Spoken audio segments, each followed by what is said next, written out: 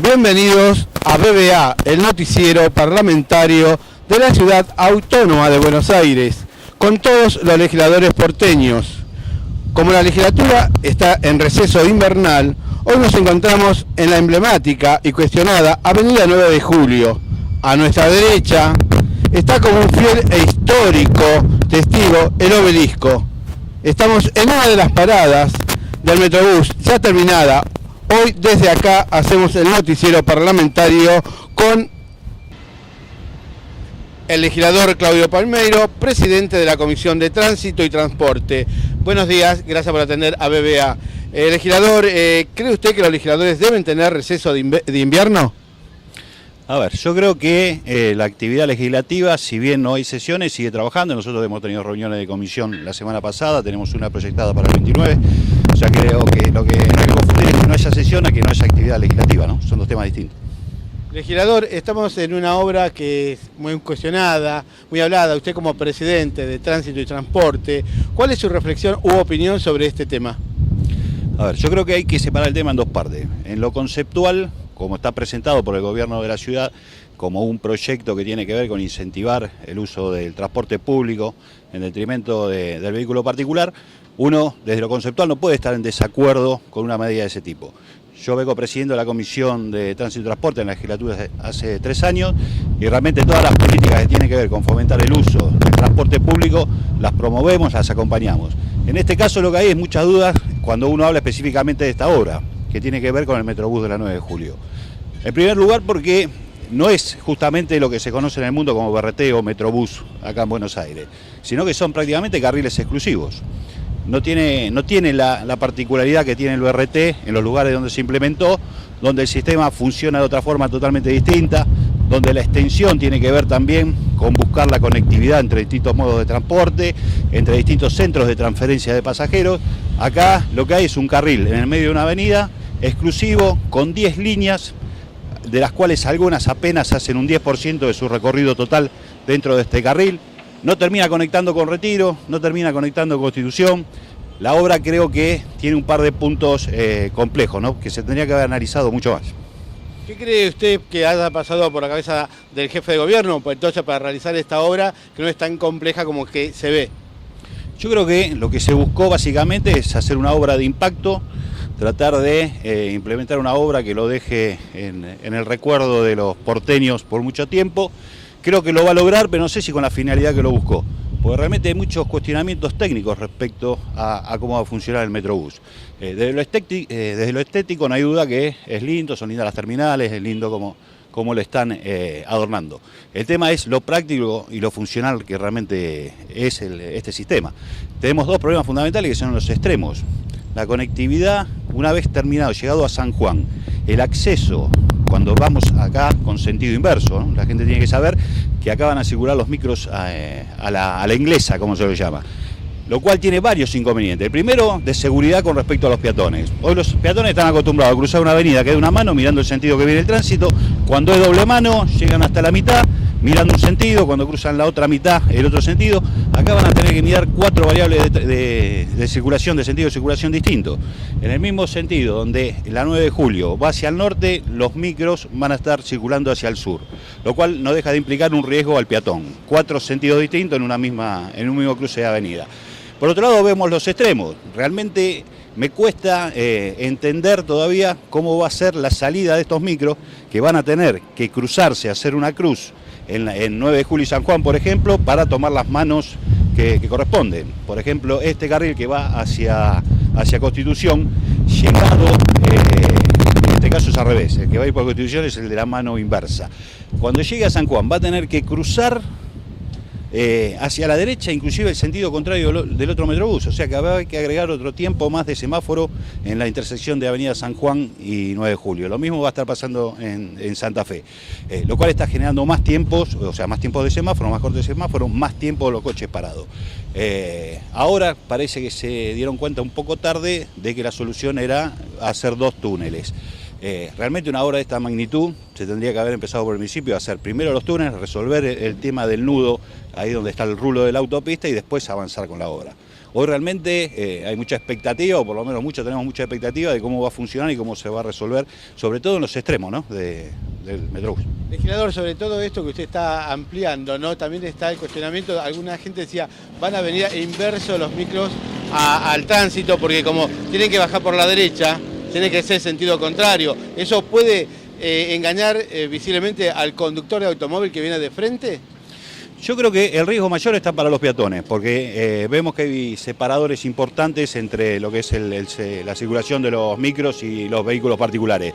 Pero un ejemplo, si acá se detiene un vehículo, un desperfecto mecánico de cualquier micro que queda medio atravesado, ¿cómo salen los que vienen atrás? ¿Qué van a salir? ¿En el sentido inverso del tránsito? ¿Se van a tener que ir a contramano del tránsito? Realmente, bueno, son detalles que técnicamente uno le cuesta entender. Si la intención era sacar del área central, de peatonalizar el área central y sacar a los colectivos que circulan por Esmeralda, por Maipú, por Libertad y llevarlos a la 9 de julio, se podría haber hecho tranquilamente el mismo sistema, porque no deja de ser un sistema de carril exclusivo, sobre la derecha y utilizar la plazoleta como parada de colectivo. Se lo sacaba de Pellegrini y de Lima, de Pellegrini, Bernardo Irigoyen, Lima y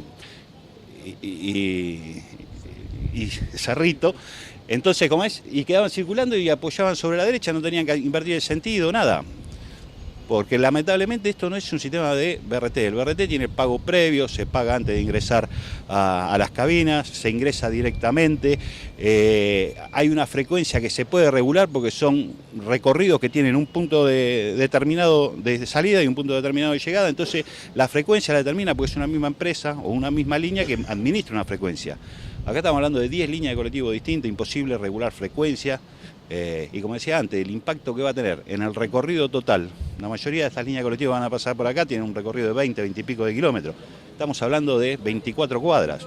O sea que la incidencia que va a tener en el recorrido total es de un 10, 12, 15% en el mejor de los casos. O sea que no va a tener una incidencia tan importante en la reducción de tiempo de viaje de los pasajeros. Legislador, para redondear este concepto y agradecer que atendió al noticiero BBA, quiero una reflexión suya sobre este primer semestre del año, en la parte particular suya y como legislador, ¿cómo es el balance? Yo creo que este primer semestre y en la comisión que me toca presidir, hemos trabajado mucho en lo que tiene que ver con seguridad vial. Realmente hemos puesto la lupa en todo lo que tiene que ver con la siniestralidad, con buscar todos los mecanismos y proyectos de ley que permitan modificar normativa, que permita trabajar ese aspecto, que realmente es un tema que nos preocupa mucho. Sigue siendo alta la cantidad de víctimas fatales en accidentes de tránsito. Estamos abocados en este semestre y ahora apenas comiencen las sesiones de vuelta, tenemos varios proyectos que tienen que ver con el sistema de scoring, con tratar de que haya una sanción efectiva para quienes cometen una infracción que después termina con gente lesionada, con gente fallecida. Hoy la ciudad prácticamente no tiene herramientas para accionar en ese sentido. Estamos trabajando con la participación de muchas organizaciones de familiares de víctimas de tránsito. Creo que hemos puesto la lupa en ese aspecto, que es uno de los temas pendientes que teníamos. Legislador, para cerrar esta nota, no hay cámara de seguridad, por lo que estuvimos viendo. ¿Van a tratar de poner cámara de seguridad? Aquí en el Metrobús. A ver, tenemos un tema que lamentablemente el gobierno de la ciudad no se ha preocupado nunca en informarnos a la legislatura cuál es la idea del Metrobús. Es más, no sabemos cuál es el plan integral, no sabemos si esto continúa con otro en el Bajo, en Libertador, porque realmente nunca quisieron enviar el plan integral del Metrobús a la legislatura. Ustedes saben que el sistema de la red de subterráneo fue aprobada por la legislatura, estamos hablando de matrices de transporte. El subte fue aprobado por la legislatura, lo que es la red, las ampliaciones, las futuras líneas a construir de subterráneos. El Metrobús, como las ciclovías también, que se han hecho 100 kilómetros en estos últimos 2 años de ciclovía en la ciudad, uno no sabe ni dónde empieza ni dónde termina. Por eso hemos presentado proyectos, hemos insistido en muchas oportunidades en que se envíe a la legislatura para su análisis el plan integral de Metrobús. y ahí poder analizar todos los aspectos, desde la seguridad, desde las cámaras, o sea, todo lo que tiene que ver con la implementación. Pero no sabemos cómo se integra. Fíjese que estamos en una avenida, un metrobús, en una avenida que el subte pasa en muchos lugares, cruzan Avenida de Mayo, en Corrientes con el subte, y no hay conectividad. Si se hubiera hecho sobre las plazoletas, sobre la derecha, se podría haber hecho hasta conexión con el subte, hubiera estado integrado por lo menos con el subte. Hoy está aislado de todo, no tiene un destino ni un inicio cierto, porque no sale ni de Constitución, ni llega a Retiro, no conecta nodos. Y lo más lamentable es que la información muchas veces nos enteramos por los diarios, en lugar del Ejecutivo venir a la legislatura, plantear y discutir, y dar un debate que tiene que ver con integrar los distintos modos de transporte. Uno no está para entorpecer ni para poner palos en la rueda. Pero realmente quiere dar esa discusión, porque no sabemos realmente dónde termina, si hay más carriles proyectados, si hay más metrobús proyectados. Tenemos que ir enterándolo a medida que lo publican en los diarios, ¿no? Legislador, muy amable y gracias por atendernos. No, por favor, un gusto, como siempre. Estamos con el legislador Alejandro Godard. Buenos días, gracias por atendernos. Legislador, el aborto no punible, para usted, ¿divide a la sociedad? Bueno, yo creo que se ha avanzado mucho en la conciencia de la sociedad y si bien hay mucho debate sobre el aborto en general, en el caso del aborto no punible hay una mayoría clara y contundente que está a favor de que pueda decidir la mujer qué hacer con su cuerpo.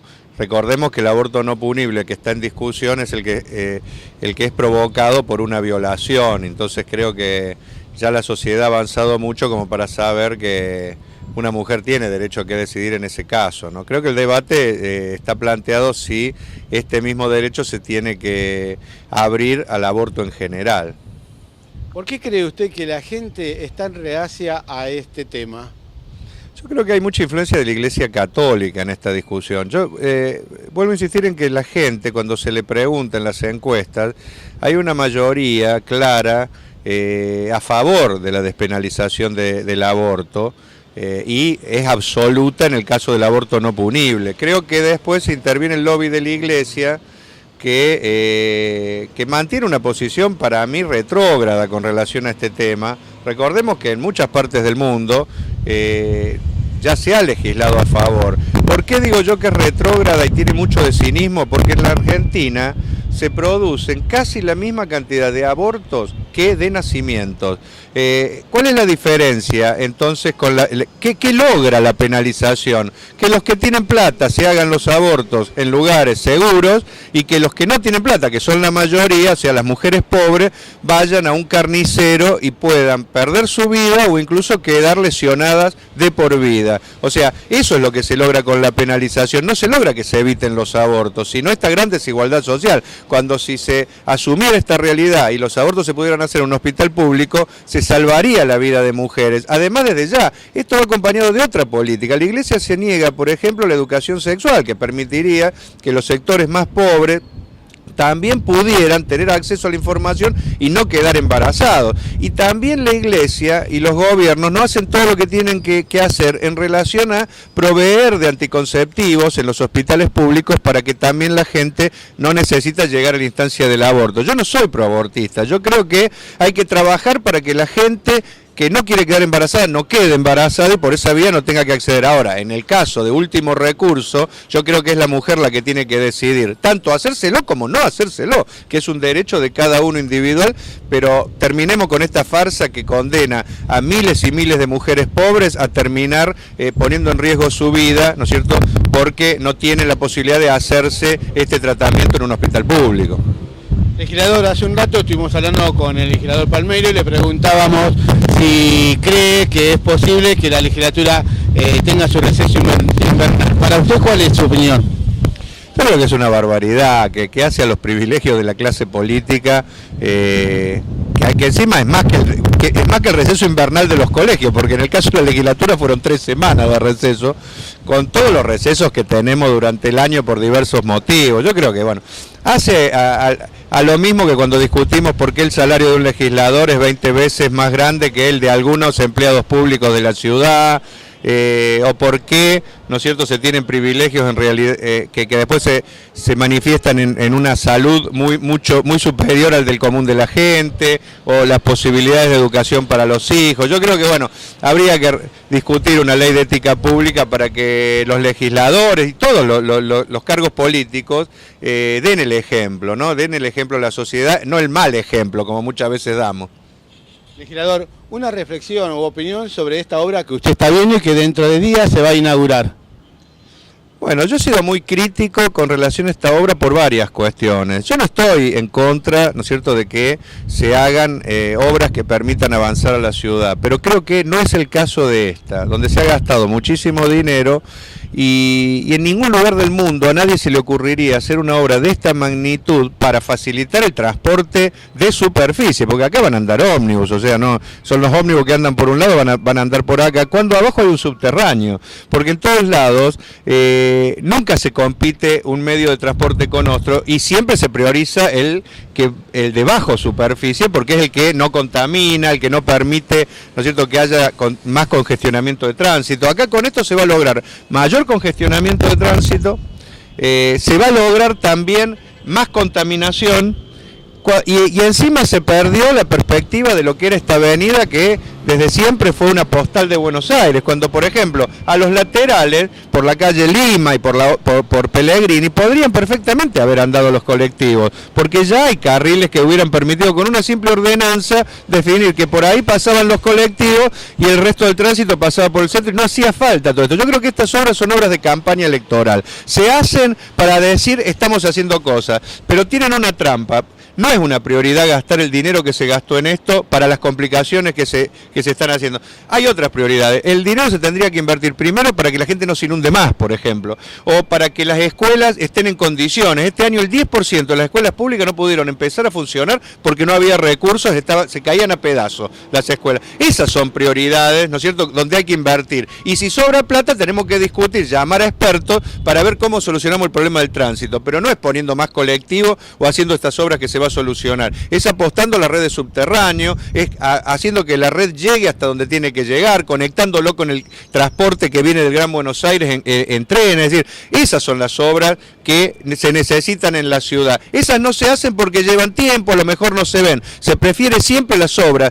para sacarse la fotito, para la campaña electoral, para hacer un golpe de impacto sobre la gente y no las que se necesitan. Ahora, la gente de los barrios se inunda, la gente de los barrios de la zona sur tiene poca matrícula para anotar a sus chicos en las escuelas, no hay un hospital como se comprometieron en Lugano, es decir, esas prioridades no están, sino estas o ese cacharro que quieren hacer ahí en el Borda, ¿no es cierto?, para una nueva oficina para Macri, cosas que no sirven para las necesidades de la gente. Legislador, para cerrar este concepto, para usted, hay un semestre ya que ya pasó, el primer semestre del año. ¿Cuál es su balance personal como legislador y general en la legislatura? Creo que como siempre sucede en los años electorales, la legislatura cae en su funcionamiento. Prácticamente en lo que va del año se han discutido pocas leyes importantes. Yo creo que tiene que ver con este tema de que al votarse cada 2 años, en general, hay un año de esos 2 que se dedica prácticamente a todo lo electoral. Pero bueno, nosotros lo mismo siempre, como tratamos de trasladar los problemas de la gente a la legislatura y hacer de la legislatura un canal para solucionar conflictos, problemas, siempre nos vamos con la satisfacción de haber hecho todo lo posible para llevarle soluciones, ¿no es cierto?, a los que más lo necesitan, a los que no tienen voz. Yo, por ejemplo, este año me he dedicado mucho a tratar de trasladar la problemática, por ejemplo, de los hospitales. Hay un déficit de personal tremendo en los hospitales de la ciudad, tremendo, que hace que prácticamente no se pueda brindar una salud como corresponde a la gente que va. Cerca de 4.000 personas faltan. Bueno, yo he utilizado la legislatura, ¿no es cierto?, para trasladar ese reclamo, también para trasladar estos reclamos que dije de los problemas edilicios de los colegios, he organizado actividades, también para el tema de los inundados, que hasta el día de hoy, por ejemplo, el 70% pelea por cobrar la indemnización que el gobierno les debe, ¿no es cierto? Yo di una pelea para que tengan una indemnización como la gente, pero después las trabas burocráticas se ponen para que no cobre la gente y ni siquiera en algunos lados se han limpiado los sumideros. Bueno, yo esos problemas de la gente son los que llevo a la legislatura y siempre a partir de llevarlo uno va logrando cosas y por eso yo me quedo siempre conforme con la tarea que hago, porque mientras más ayudo al necesitado creo que estoy haciendo lo que debo y por lo menos lo que para mí es la política, que es servir, ¿no es cierto?, desde el cargo que uno tiene al bien público, al bien general. Legislador, ya se acercan las elecciones y el MST, la Nueva Izquierda, la que usted está representando también, ¿cuál va a ser el eslogan de la campaña para usted? ¿Es ley? Bueno, yo he sacado una serie de propuestas de ley porque yo quiero discutir proyectos en la campaña, no de personas. Y sí, bueno, últimamente, las últimas semanas estamos insistiendo con 3 proyectos de ley, que son que los diputados ganen lo mismo que una maestra, que sea ley, que los funcionarios públicos estén obligados a atenderse en los hospitales públicos y a mandar a sus hijos a la escuela pública, que sea ley, quiero este proyecto, y también que el que no cumple con lo que promete en campaña pueda ser obligado a dejar su cargo, porque ¿no es cierto? Que también quiero que eso sea ley. Estas son 3 propuestas de, por supuesto, una batería de propuestas que tenemos y que se identifican con 3 banderas. Una de color rojo que tiene que ver con la problemática social, 82% móvil ya, basta de impuesto al salario, trabajo en blanco, pero también la bandera verde contra la contaminación. El primer candidato a diputado nacional es un ecologista, porque creemos de que la contaminación es un problema. Y la tercera, que es la bandera violeta, ¿no es cierto?, que tiene que ver con defender los derechos de la mujer en un momento donde hay mucha violencia contra ella. Por eso nuestra candidata senadora más joven, que me acompaña a mí, es Maru López, compañera comunera que proviene de Proyecto Sur. Esas son en síntesis nuestras propuestas y las vamos a tratar de desarrollar en estos días que quedan. Legislador, gracias por atender a BBA y muy amable, ¿eh? No, muchas gracias a ustedes por darme esta posibilidad y la verdad los felicito por esta nueva iniciativa que han iniciado. Gracias. No, de nada. Informó BBA, el noticiero parlamentario de la Ciudad Autónoma de Buenos Aires, hoy desde la parada de Metrobús Hipólito Yrigoyen. ¿Por qué no hay sesión? Obviamente.